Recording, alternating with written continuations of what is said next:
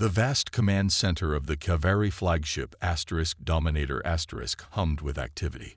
Holographic displays cast an eerie blue glow across the gray-skinned aliens as they monitored their expanding empire. Supreme Commander Taho stood with his four arms clasped behind his back, his tall, slender frame silhouetted against the massive viewscreen that dominated the front wall. 17 conquered star systems, 17 species brought under Kaveri rule. Not a single one had posed a real challenge. The Kaveri method was simple and effective.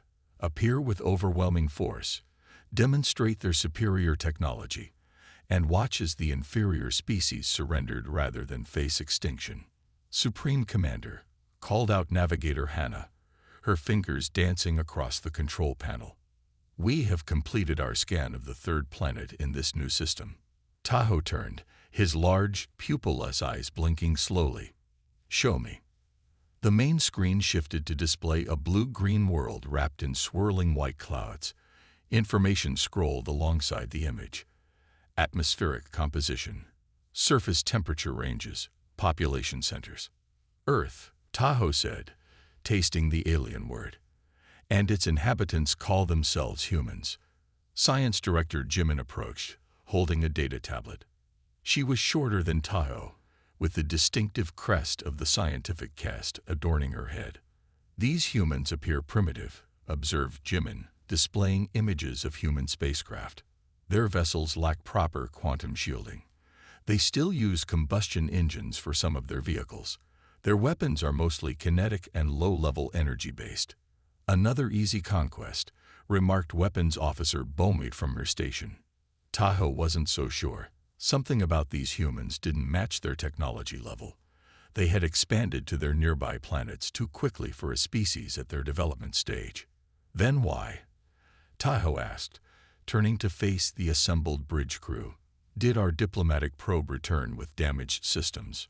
The bridge fell silent. The diplomatic probe had been sent 3 cycles ago. Standard procedure before any conquest. A small, unimposing vessel to make first contact, assess the target civilization's response, and gather intelligence. Captain Sunwoo entered the bridge, the doors sliding shut behind him.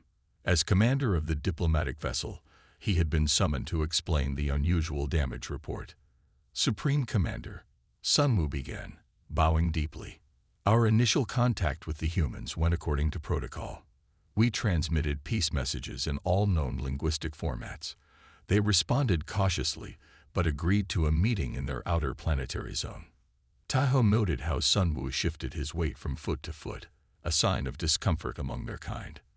Continue, Taho ordered. We met with a vessel they called Defiant Asterisk. Small by our standards, but Sunwoo hesitated. When we activated our standard scan protocols to assess their defense capabilities, something unusual happened. Sunwoo stepped forward and inserted a data crystal into the main console. The view screen displayed a sleek, dark ship with blue running lights. It was roughly a quarter the size of the diplomatic vessel. This is the human ship Defiant Asterisk, Sunwoo explained. During our scan, their commander, a female called Reyes, contacted us directly. She said, and I quote, "We would appreciate you turning off your scanning beams. We consider deep system scans without permission to be an aggressive act." Murmurs spread across the bridge. No species they had encountered had ever detected their passive scans, let alone identify them as intrusive. We continued the scan as per protocol. Sunwoo continued. The human ship then activated what appeared to be a defensive field, but our sensors couldn't categorize it. It didn't match any known shield technology. Did they attack you? Taho asked. No, Supreme Commander. They simply maintained position. But when we completed our scan and prepared to leave, we discovered several of our systems were malfunctioning. Something had accessed our database during the scan, as if the connection had been reversed. Taho paced across the bridge, his mind racing. This was unprecedented. What did they learn? Unknown, admitted Sunwoo. But their commander's last message was disturbing. She said, "We look forward to further peaceful exchanges, But please note that we are aware of your encounters with the Mizorians and the Talari." The bridge erupted in shocked exclamations. The Mizorians and Talari were species the Kaveri had conquered years ago. That information wasn't included in any diplomatic database. "Silence," Tahoe commanded. The bridge immediately fell quiet. Supreme Commander Jimin spoke up.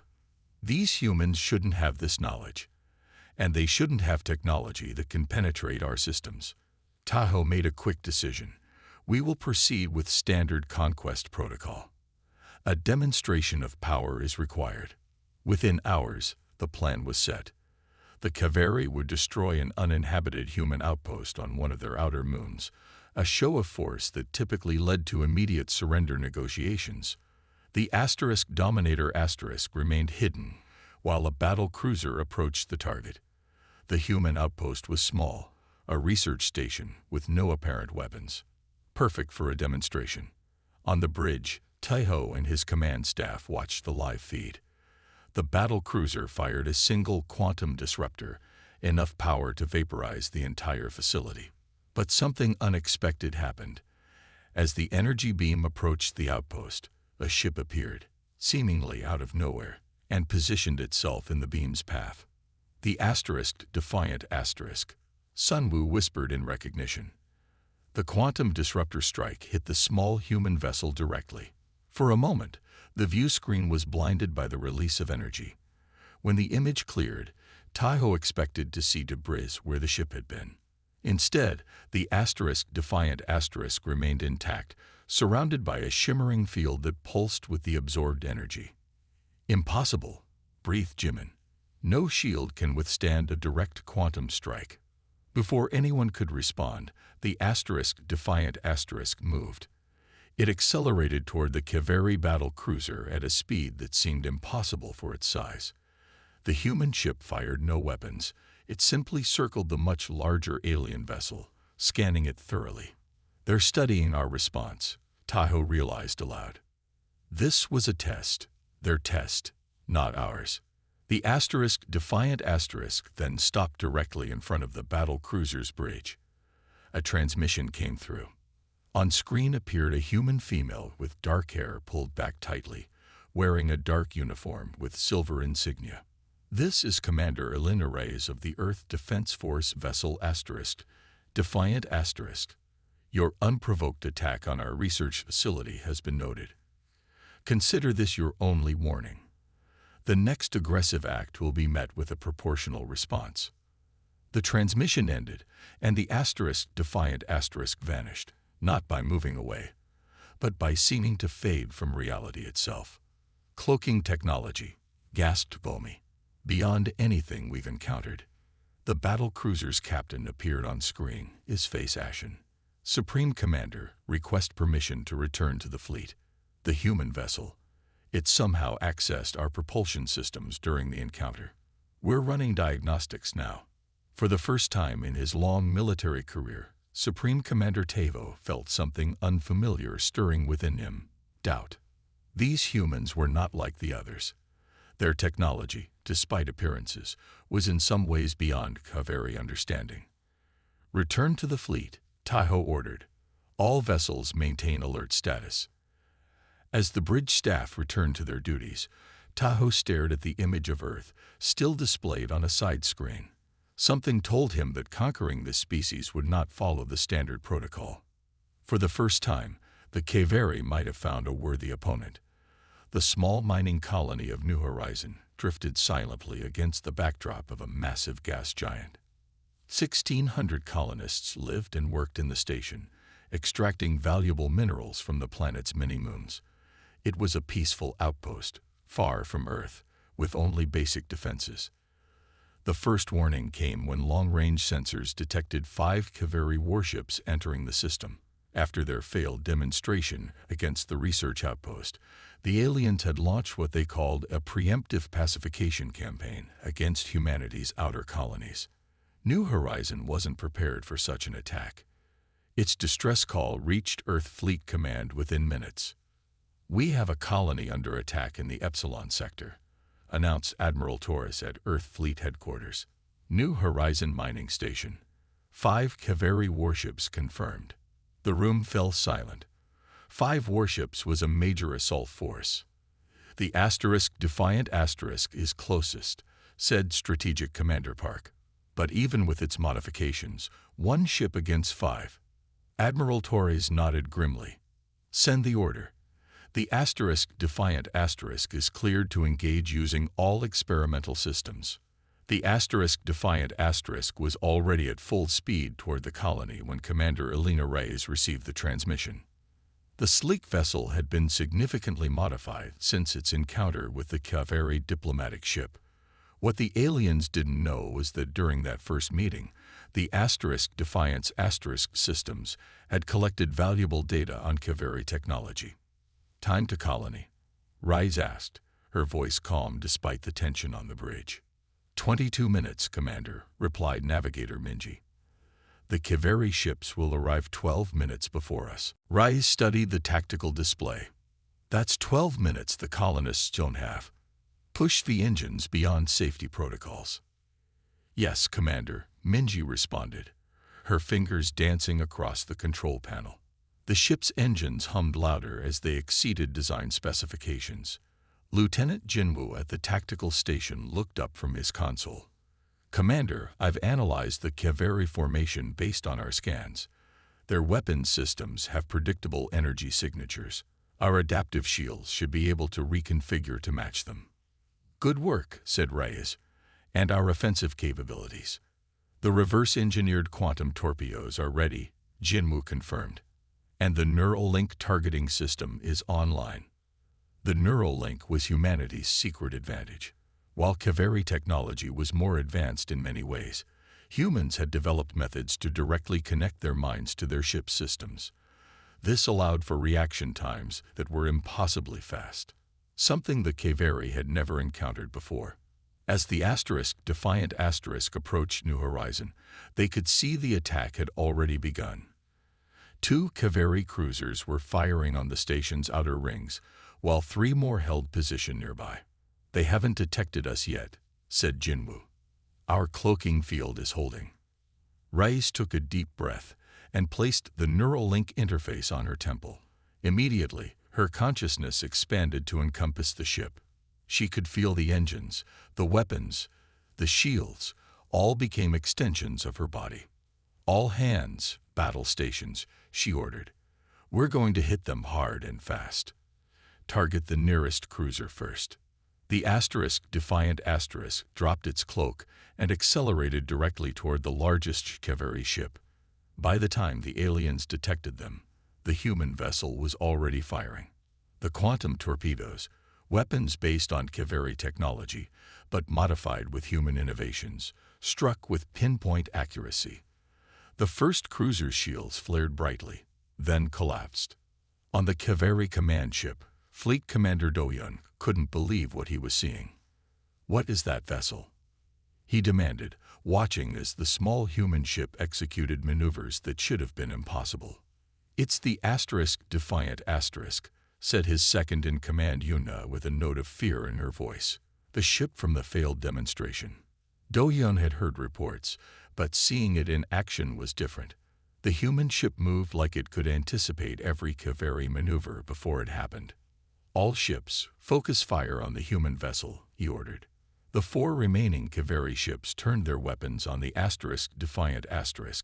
Energy beams lanced through space, but the human ship seemed to dance between them, avoiding direct hits with impossible precision.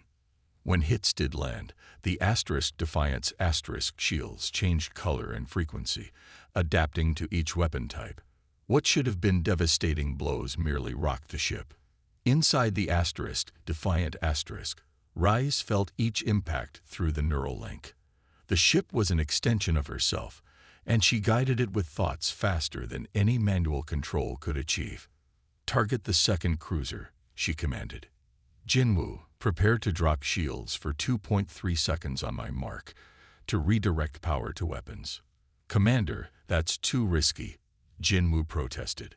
Their weapons will. They fire in patterns, Reyes cut in. I can see it through the Neuralink. Trust me.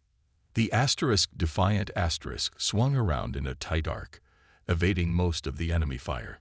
When it reached the optimal position, Reyes gave the command, "Mark." For exactly 2.3 seconds, the Defiant's shields dropped. In that brief window, all power diverted to weapons. The quantum torpedoes fired with enhanced yield, striking the second Kaveri cruiser directly in its propulsion system. The alien ship erupted in a blinding explosion that temporarily disrupted sensors on all nearby vessels. Do-hyun stared in disbelief. How did they know exactly when to fire? How did they know precisely where our weakness was? "Unknown, Commander," Yunho replied. "But they're using modified versions of our own weapons against us." The battle continued as the Defiant engaged the third cruiser. By now, the Kaveri were trying to retreat, but the human ship was faster, more agile. Through her neural link, Reyes could predict their escape vectors before they executed them. The third cruiser attempted to jump to faster-than-light speed, but the Defiant targeted its drive systems with precision. The cruiser shuddered as secondary explosions cascaded through its hull. Then it erupted in a spectacular blast that scattered debris across space. On the bridge of the Defiant sweat beaded on Reyes' forehead as she maintained the neural connection. It was taxing, but effective. "They're retreating, Commander," reported Jinwoo, monitoring the remaining Kaveri ships as they accelerated away from the colony. "Our adaptive shield modifications worked perfectly." Reyes allowed herself a small smile. "They never expected us to reverse engineer their own weapons," she said, removing the neural interface from her temple.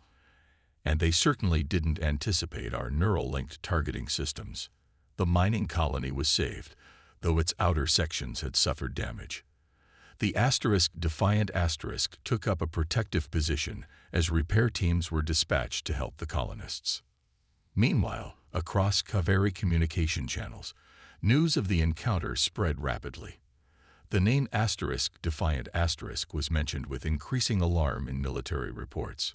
Fleet Commander Do-hyun stood before the Supreme War Council, his posture rigid as he delivered his report on the failed attack. "One ship," said Supreme Commander Taeho incredulously. "You're telling me one human ship defeated 5 of our cruisers?" "Not just any ship," Do-hyun replied. "The Defiant. It has capabilities we've never seen before. Its shields adapted to our weapons. Its targeting was impossibly precise. It knew our weaknesses." Science Director Jimin stepped forward. "Their technology shouldn't be this advanced. Something is wrong." "What's wrong," said Taeho, "is that we underestimated these humans. They've somehow taken our technology and improved upon it." Across the room, war strategist Handon spoke up. "We should suspend the campaign until we understand what we're facing. These humans fight unlike any species we have encountered." The council chamber erupted in heated debate. The Kaveri had never retreated from a conquest in their long history of expansion. Yet now, a single human ship had forced them to reconsider. As the arguing continued, a new report arrived.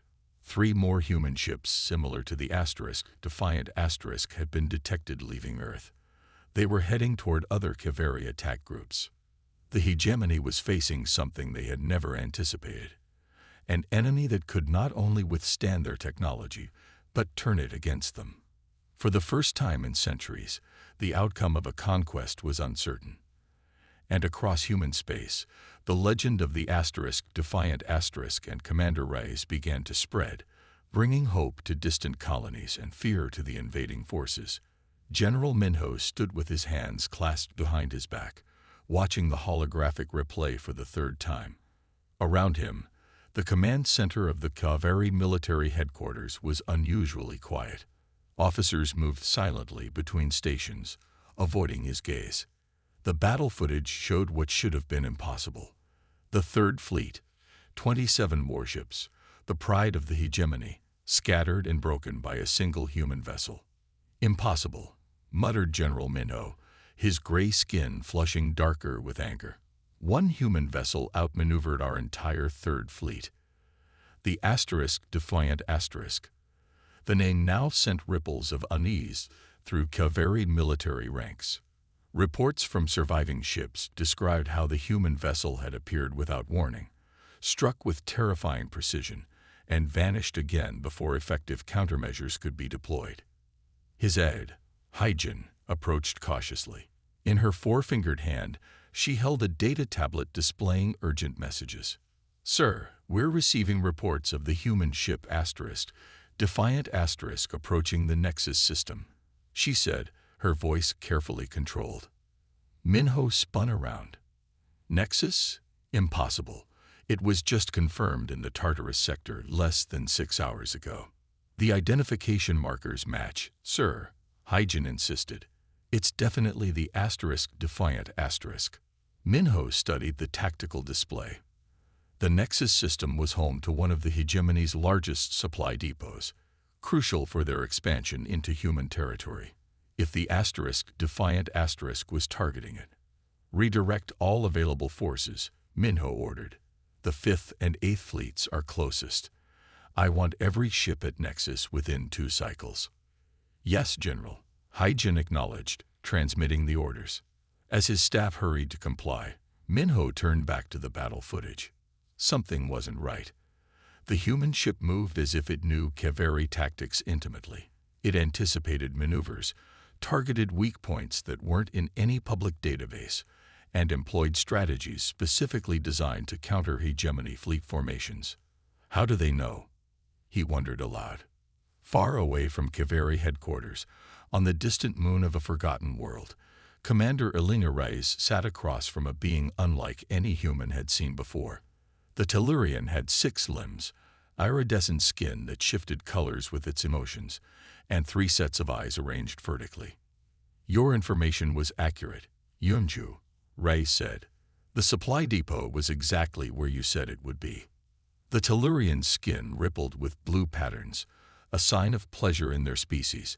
The Kaveri have controlled my people for 3 generations, Commander.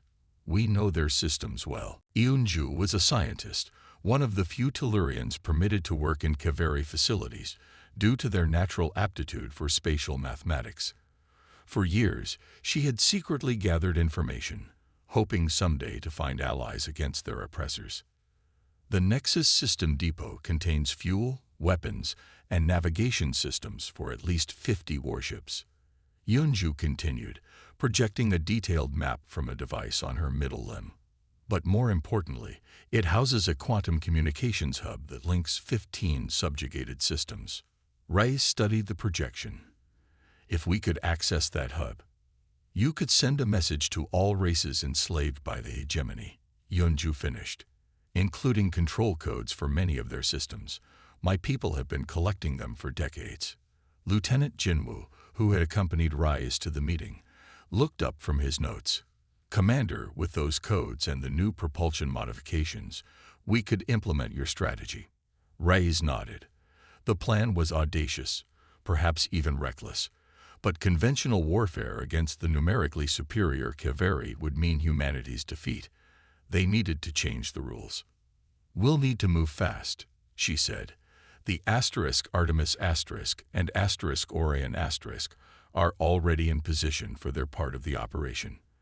The Artemis and Orion were sister ships to the Defiant recently completed and equipped with the same experimental technology.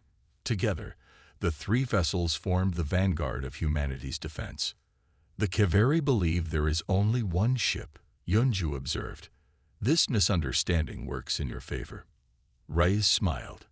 Exactly. And we're about to reinforce that belief. 20 hours later, General Minho stared at the tactical display in growing confusion. Reports were flooding in from 3 separate sectors, each claiming the Defiant was attacking vital Kaveri installations. It's not possible, he insisted, pounding a fist on the command table. No ship can be in 3 places at once. His operations officer, Haniel, looked up from the communications array. Sir, all reports confirm the ship's identity as the Defiant Same configuration, same energy signature. Show me, Minho demanded. 3 separate video feeds appeared on the main screen. Each showed the same sleek human vessel unleashing devastatingly precise attacks on Kaveri facilities. The timestamps indicated all 3 attacks were happening within hours of each other. The distances between these systems would require days of travel, even at maximum speed, Haijin noted, her voice betraying her unease. Minho studied the footage more carefully. Are we certain there's only one of these ships? Intelligence confirmed only one vessel with these capabilities, Hanyul replied. The humans call it their prototype. They shouldn't have been able to build more so quickly. What none of them realized was that humanity had been preparing for this moment longer than the Kaveri knew. When the aliens' diplomatic probe had first scanned Earth's defenses, humans had allowed them to see only what they wanted the Kaveri to see: outdated technology, limited capabilities. The truth was carefully hidden.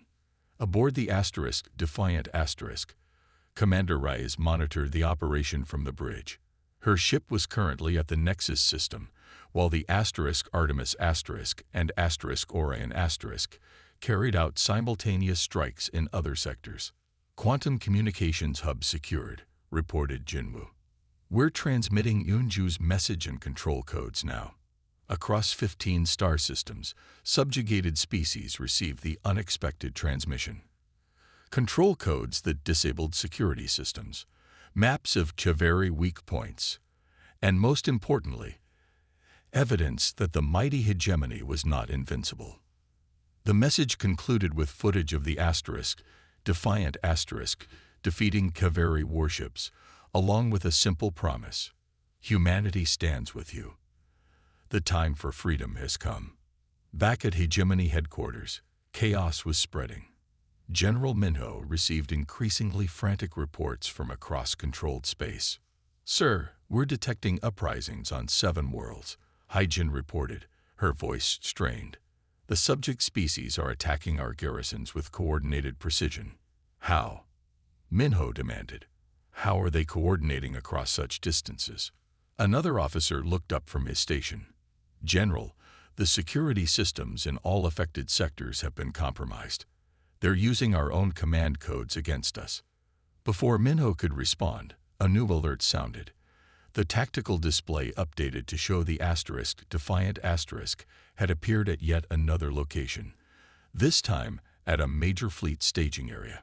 Impossible, Minho whispered. No species has ever. He trailed off, a new and uncomfortable realization forming. For centuries, the Kaveri had conquered through superior numbers and technology, but they had never faced a species that adapted so quickly, that turned their own advantages against them. And now, somehow, these humans had united the subjugated races of the hegemony against them. General, Hanyul called out, Supreme Command is demanding a status report.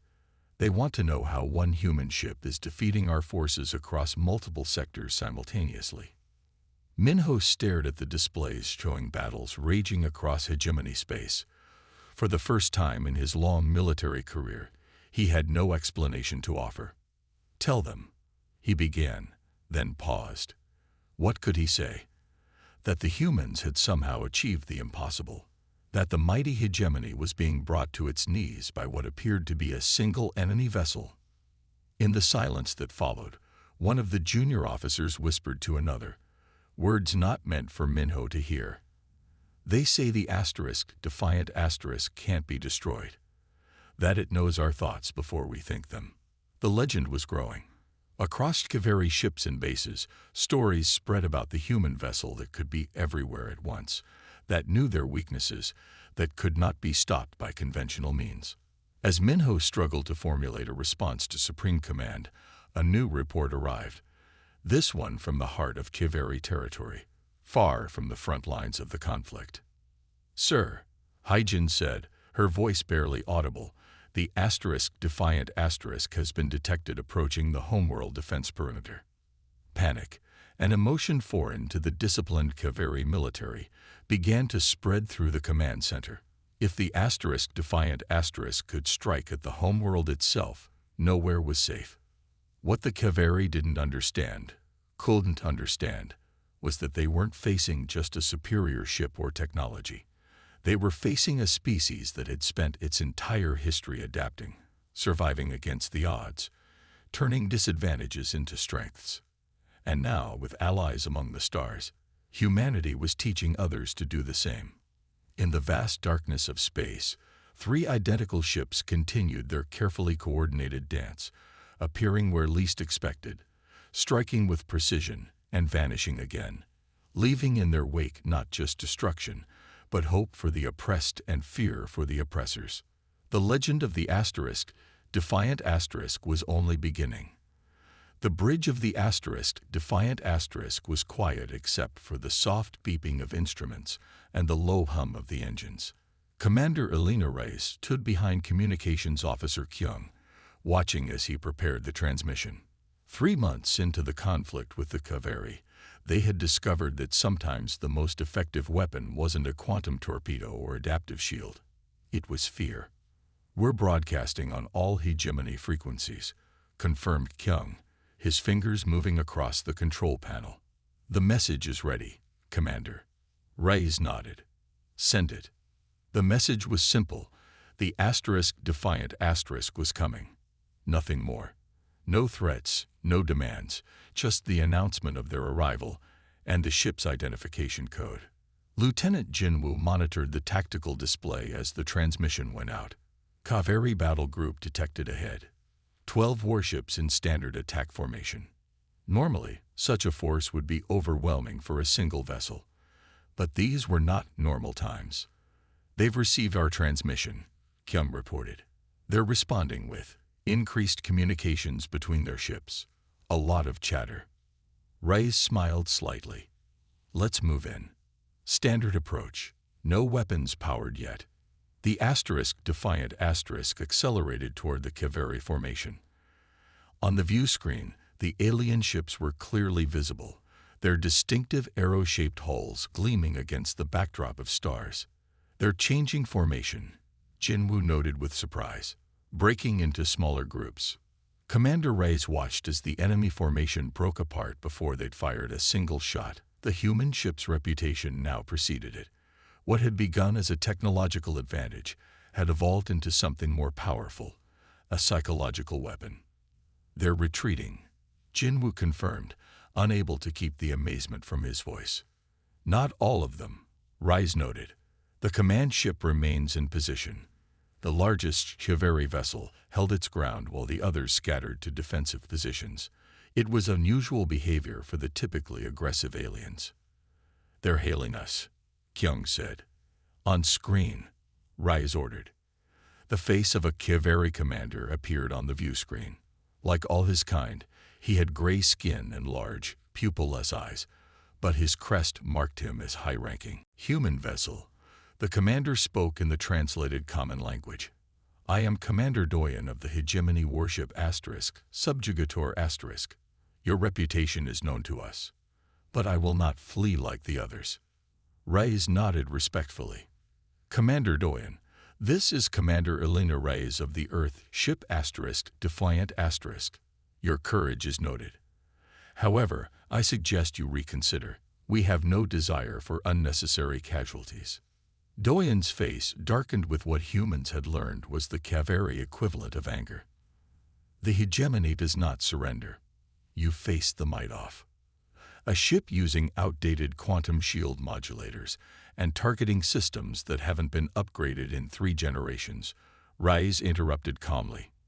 "Your secondary power grid has vulnerabilities in sections 4 through 7, and your engines can't maintain full combat power for more than 20 minutes. The Kaveri commander's expression changed to one of shock. "How could you possibly know?" "We're transmitting surrender protocols now," Reyes continued. "You have 5 minutes to comply before we begin our approach." The transmission ended. On the bridge, Jinwoo turned to Reyes with a questioning look. "Commander, how did you know those details about their systems?" Reyes smiled. "I didn't, but thanks to our Tellurian allies, we know the Kaveri haven't significantly updated their ships in centuries. They've grown complacent with their technological superiority. A reasonable guess about their vulnerabilities was enough to shake his confidence. 5 minutes later, the *subjugator* signaled its surrender, the first Kaveri command ship to be captured intact. Meanwhile, in the Grand Chamber of the Hegemony War Council, the mood was grim. The massive circular room, with its high ceilings and imposing statues of past conquests, had never before hosted discussions of retreat or failure. Yet now, the highest military leaders of the Kaveri gathered to address the growing crisis. Admiral Junot, Supreme Fleet Commander of the Hegemony Forces, slammed his fist on the polished stone table. "We cannot retreat from a single vessel," he shouted, his voice echoing in the chamber. "It is one ship. One." The other council members shifted uncomfortably. Reports from across hegemony space told a different story. A story of the *defiant* appearing where least expected, striking with impossible precision, and vanishing again. Some commanders now refused to engage when the human ship was detected, withdrawing their forces instead. "That single vessel has destroyed 7 of our command ships," countered Fleet Master Siogen, the oldest member of the council. "Their adaptive technology evolves during battle. Our weapons become less effective with each engagement. It's not just one ship," added General Minot. "Our intelligence now confirms there are at least 3 vessels with identical capabilities. They coordinate their attacks to create the illusion of a single, unstoppable force." Admiral Chunho's crest flattened against his head in frustration. 3 ships or 1, it makes no difference. We outnumber them thousands to 1. "Numbers mean nothing if our forces refuse to fight," said Fleet Master Siogen quietly. "The *defiant* has become more than a ship to our troops. It has become a symbol, a harbinger of defeat." The council fell silent as the truth of his words sank in. For centuries, the Kaveri had conquered through overwhelming force and technological superiority. Never before had they faced an enemy that could match and exceed their capabilities, let alone turn their own troops' morale against them. "There is more," General Minot added reluctantly. "The *subjugator* has been captured." Fresh shock rippled through the council. The *subjugator* was one of their newest command ships, equipped with their most advanced systems. "How?" demanded Junot. "Commander Doyen surrendered without a fight," Minho replied.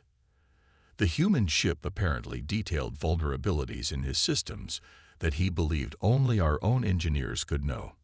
On board the captured *subjugator*, Commander Reyes and a team of human and Tellurian specialists worked quickly to access the Kaveri database. The alien crew had been transferred to secure quarters, treated with respect, but kept isolated. "Commander, you need to see this," called Lieutenant Jinwoo from a control station. "We've accessed their military archives." Reyes joined him, looking at the display that showed Kaveri text being translated into English. "What am I seeing?" "Their weapons development history," Jinwoo explained. "Or rather, the lack of it. According to these records, the Kaveri haven't developed any truly new weapons or defensive systems in over 300 years. Reyes frowned. "That can't be right. An empire of their size should be constantly innovating." Yunju, the Tellurian scientist who had joined the human team, moved her 6 limbs in a gesture of confirmation. "It is consistent with what my people have observed. The Kaveri reached a technological plateau and simply stopped advancing. They believed they had achieved perfection." "Perfection is a dangerous illusion," Reyes murmured. "When the *defiant* captured the hegemony command ship, they discovered the truth. The Kaveri hadn't developed new weapons or tactics in centuries. They had relied on their existing technological edge over less advanced species, never expecting to encounter a race that could learn and adapt so quickly. This discovery changed everything. If the Kaveri were technologically stagnant, humanity might have a greater advantage than they realized." Reyes called an emergency meeting with her senior officers and their Tellurian allies.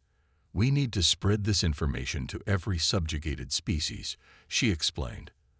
The Kaveri aren't invincible. They're not even advancing anymore. We can use their own communication network, suggested Kyung. The command ship has access codes for all hegemony channels.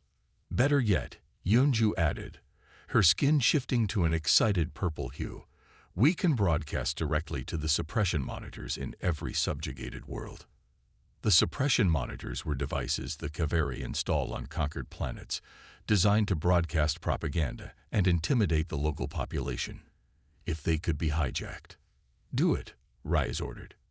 Within hours, every subjugated world in the hegemony received an unexpected broadcast. It showed the Defiant Asterisk in action against Kaveri forces, Tellurians working alongside humans, and detailed information on Kaveri vulnerabilities. Most powerful of all was the simple message that concluded the transmission. They are not gods. They are not invincible. They have stopped growing while we continue to adapt. Rise up. Humanity stands with you. The effect was immediate and dramatic. Across dozens of worlds, rebellions erupted against Kaveri rule.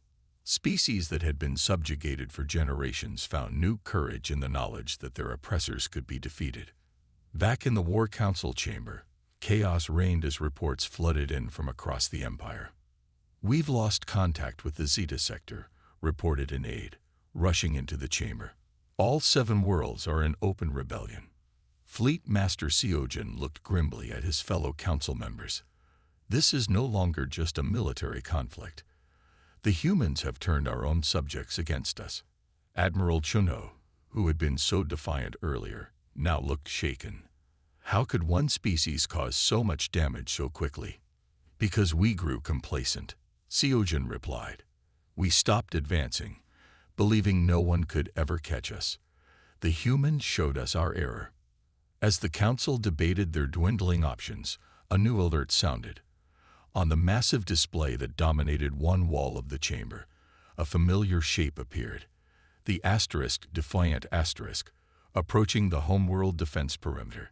And behind it, a fleet of ships from a dozen different species, all united under a single banner, freedom from hegemony rule. The psychological warfare had achieved what conventional warfare could not. The legend of the Defiant Asterisk, had become a rallying cry for the oppressed. And now, the Kaveri faced not just one adaptive enemy ship, but an alliance of species determined to end their rule forever. Supreme Commander Taeho stood motionless on the bridge of the Kaveri flagship. Around him, the command crew worked in stunned silence. The holographic display showed what none of them had ever imagined possible. A combined fleet of ships from 17 different species, all advancing toward the Kaveri homeworld. At the center of this unlikely alliance flew 3 identical human vessels, led by the now legendary Defiant Asterisk. For 6 months, the Kaveri had watched their once mighty empire crumble. Rebellions had spread from system to system. Supply lines were disrupted. Entire fleets refused to engage when they detected human ships. The psychological warfare had been devastatingly effective. Supreme Commander, said his aide Hyjin softly, the War Council awaits your orders. The outer defense grid reports the Allied fleet will be in weapons range in 30 minutes. Taho looked around at his bridge crew. Their faces showed an emotion rarely seen among the Kaveri military. Fear, not just of defeat, but of justice from the species they had oppressed for so long. He made his decision. Open a channel to all Kaveri vessels and outposts. Silence fell across the bridge as the communications officer prepared the transmission. Taho straightened his posture, knowing his next words would be remembered for generations. This is Supreme Commander Taho, he began, his voice steady despite the gravity of the moment. After consultation with the High Council, I am issuing a new directive to all hegemony forces. He paused, the weight of history pressing down on him. Full retreat. Abandon occupied territories. All ships and personnel are to return to Kaveri space immediately. This is not a request. This is a direct order. The unthinkable order echoed through every Kaveri vessel across the galaxy. From massive battleships to small outposts, the message was the same. retreat, surrender control, return home. On 17 worlds, subjugated species watched their oppressors flee. Ships that had once brought terror now departed in haste, leaving behind the machinery of occupation. After generations of servitude, freedom came suddenly to billions of beings across the galaxy. The defiant asterisk, now joined by a small fleet of human vessels, approached the Kaveri homeworld. Commander Elena Reyes stood on her bridge, watching the alien planet grow larger on the view screen. What had begun as a desperate defense of a single human outpost had evolved into a movement that had reshaped the political landscape of known space. "They're hailing us," reported Communications Officer Kyung. "It's their supreme leader." Reyes nodded. On screen, the image of an elderly Kaveri appeared. Unlike the military commanders they had faced, Supreme Leader Junseo wore simple robes with minimal ornamentation. His age was evident in the faded color of his skin and the droop of his facial features. "Commander Reyes," he spoke in a carefully measured tone, "I invite you and your allied representatives to our capital for discussions. We are prepared to negotiate new terms of coexistence." 3 days later, in the Grand Hall of the Kaveri High Council, representatives from 23 species gathered for historic peace negotiations. The chamber, designed to intimidate visitors with its soaring ceilings and imposing architecture, now served as the birthplace of a new galactic order. Commander Reyes and her team sat across from Supreme Leader Junseo and the remaining members of the High Council. Between them lay a holographic display showing the former territories of the hegemony. For millennia, the Kaveri have believed in their inherent right to rule. Junseo began. "We saw other species as resources to be managed, not equals to be respected. Recent events have challenged this perspective. Recent events have shattered it," corrected Reyes. "Your retreat isn't a temporary setback. It's the end of an era." Junseo's expression remained carefully neutral. "What does humanity propose then? Punishment, reparations, our complete surrender?" In the peace negotiations, Commander Reyes faced Supreme Leader Junseo with steady determination. "Your species expanded through intimidation, not innovation," she said. "That ends today. But we're not here to destroy the Kaveri. We're here to create something better than conquest, a true cooperative of species." Over the next week, the framework for a new interstellar alliance took shape. The Kaveri would withdraw to their original home system, retaining independence but losing all conquered territories. Former subject species would regain their freedom, with human and allied assistance to rebuild their societies. Most revolutionary was the proposal for a galactic cooperative, a council where all species, including the Kaveri, would have equal representation. Trade, scientific exchange, and mutual defense would replace conquest and subjugation as the foundation of interstellar relations. "Why should we trust that you won't become the new conquerors?" asked one of the Kaveri counselors during a tense session. "You've proven your military superiority." Lieutenant Jinwoo, who had accompanied Reyes to the negotiations, spoke up. "If conquest was our goal, we wouldn't be here talking. We would have continued what we started, turning your former subjects against you until nothing remained of your civilization." "Humans don't want an empire," Reyes added. "Throughout our history, we've learned the hard way that domination creates only temporary stability. True progress comes from cooperation, from combining different perspectives and strengths." Not all parties were easily convinced. Some formerly subjugated species wanted revenge, not reconciliation. Others feared that without human protection, the Kaveri might someday rebuild their forces and return to their conquering ways. Yunju, representing the Tellurians, offered a solution. "The humans have shown us a different path. Their strength isn't just in their adaptability or technology. It's in their ability to unite diverse peoples toward a common goal. Let them guide us through these first difficult steps." After 28 days of negotiations, the treaty was finalized. The Galactic Cooperative was established, with its headquarters to be built on a neutral planet at the borders of human, Tellurian, and Kaveri space. Humans would serve as mediators between formerly warring species for the first decade, after which leadership would rotate among member worlds. As the signing ceremony concluded, Supreme Leader Junsu approached Commander Reyes privately. "You could have destroyed us," he said quietly. "Why didn't you?" Reyes considered the question carefully before answering. "Because destruction is easy. Building something lasting is the real challenge. And because despite everything, we recognize something in the Kaveri that we've seen in ourselves, the capacity to change." 1 year later, Commander Reyes stood on the observation deck of the newly commissioned cooperative headquarters. Through the massive windows, she could see ships from dozens of species docked at the orbital facility. Former enemies now trading ideas and resources. Lieutenant Jinwoo joined her, holding a data tablet. "The reconstruction efforts on the Tellurian worlds are ahead of schedule," he reported. "And the Kaveri have just shared some interesting propulsion research with the scientific committee." "Progress," Rice said with a smile. "Slow but steady." "There's something else," Jinwoo added. "The cultural exchange program received an unusual request. Several worlds want permission to incorporate the silhouette of the asterisk, Defiant Asterisk, into their new planetary flags and emblems." Reyes raised an eyebrow. "The ship has become quite the symbol, hasn't it? On worlds across the galaxy, the silhouette of the human warship asterisk, Defiant Asterisk, had indeed become a symbol of liberation.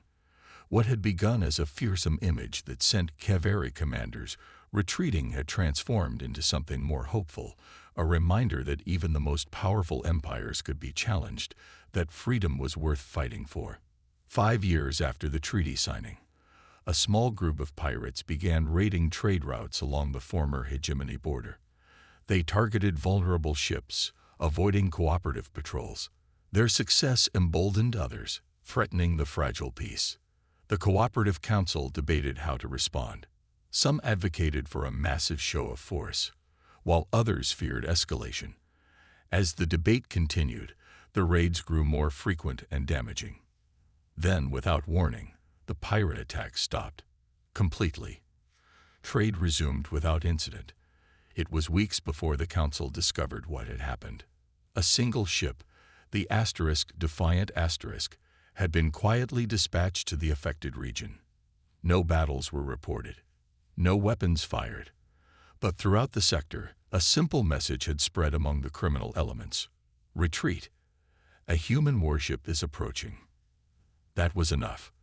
The legend lived on, not just as a story of war, but as a promise that in this new galactic order, those who threatened the hard-won peace would find themselves facing something they couldn't defeat: the human capacity to adapt, to innovate, and to unite others for a common cause. And in distant offices on the Kaveri homeworld, their scientists and engineers had finally learned the most important lesson of all: the danger of complacency and the vital importance of never stopping the pursuit of knowledge and growth.